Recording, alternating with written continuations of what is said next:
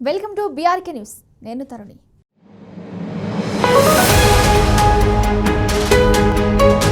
మాజీ మంత్రి కొడాలి నాని ఇప్పుడు ఎక్కడా కనిపించడం లేదు. వైసీపీ కీలక నేత జగన్ నమ్మిన బంటూ కొడాలి నాని ఎక్కువగా హైదరాబాద్కే పరిమితమయ్యారు. ఏపీలో పార్టీ ఓడిపోవడంతో నాని తన సొంత గుడివాడకు రావడం కూడా పూర్తిగా తగ్గించేశారు. అయినా సరే కొడాలి నానిని అరెస్టు చేయాలని తెలుగుదేశం పార్టీ క్యాడర్ నుంచి అధినాయకత్వానికి ఒత్తిడి పెరిగింది. గత ప్రభుత్వ హయాంలో కొడాలి నాని చంద్రబాబు ఆయన కుటుంబ సభ్యులపై చేసిన వ్యాఖ్యలను చూస్తూ ఊరుకోవడం ఏంటని క్యాడర్ సోషల్ మీడియాలో అసంతృప్తి వ్యక్తం చేస్తుంది.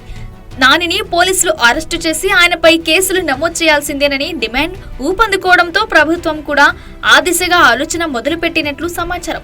ఏపీలో వైసీపీ నేతల విషయంలో కొన్నాళ్లు మౌనం వహించిన రాష్ట్ర ప్రభుత్వం ఇప్పుడు మాత్రం చుక్కలు చూపిస్తుంది.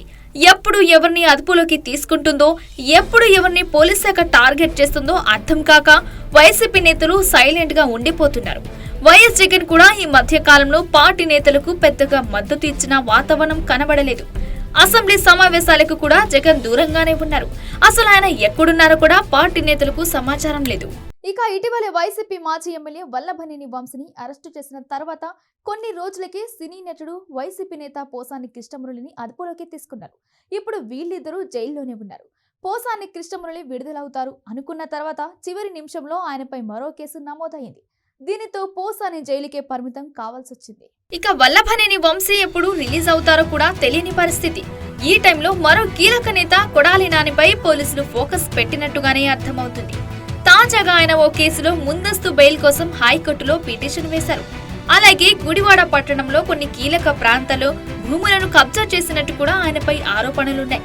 గతంలో ఎల్లో మీడియా ఆయనపై కథనాలు కూడా ప్రచారం చేసింది. ఇప్పుడు ఆ కేసులను మొత్తం పోలీసులు బయటకు లాగుతున్నారు. దీంతో అలర్ట్ అయిన కొడాలి నాని నమోదైన కేసులో ముందస్తు బెయిల్ కోసం కష్టపడుతున్నారు. ఇప్పటి వరకు సైలెంట్ గా ఉన్న నాని ఇప్పుడు మాత్రం గతంలో నమోదైన కేసులో అరెస్టు కాకుండా ఉండేందుకు జాగ్రత్తలు తీసుకుంటున్నారు. వైసీపీ అధికారంలో ఉన్న సమయంలో నాని ఇష్టం వచ్చినట్టు మాట్లాడేవారు.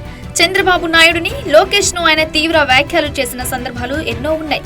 వైసీపీ పార్టీలో ఎవరైనా ఎమ్మెల్యేలు గాని మంత్రులు గాని ప్రెస్ మీట్ పెడితే ప్రతిపక్ష పార్టీలపై విమర్శలు చేస్తారు. అదే కొడాలి నాని ప్రెస్ మీట్ పెడితే మాత్రం నేరుగా మాజీ సీఎం అని చూడకుండా అమ్మన బూతులు తిట్టేస్తారు. నారా లోకేష్ ని కూడా ఎటు పడితే అటు మాట్లాడారు.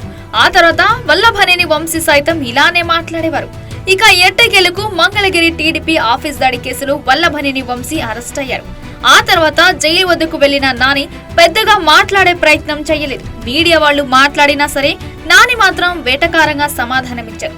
రాష్ట్ర ప్రభుత్వంపై ఎటువంటి విమర్శలు చేసేందుకు ఆయన ఆసక్తి చూపించలేదు. ఒకప్పుడు మీడియా ముందుకు వస్తే చంద్రబాబు నాయుడుని తీవ్రంగా విమర్శించే నాని ఇప్పుడు మాత్రం అసలు మీడియాకు కనపడకుండా తిరుగుతున్నారు. పార్టీ కార్యక్రమాలకు కూడా ఆయన దూరంగానే ఉంటున్నారు. గుడివాడ నియోజకవర్గంలో కొడాలి నాని కార్యకర్తలకు కూడా అందుబాటులో ఉండడం లేదనే వ్యాఖ్యలు ఎక్కువగా వినబడుతున్నాయి.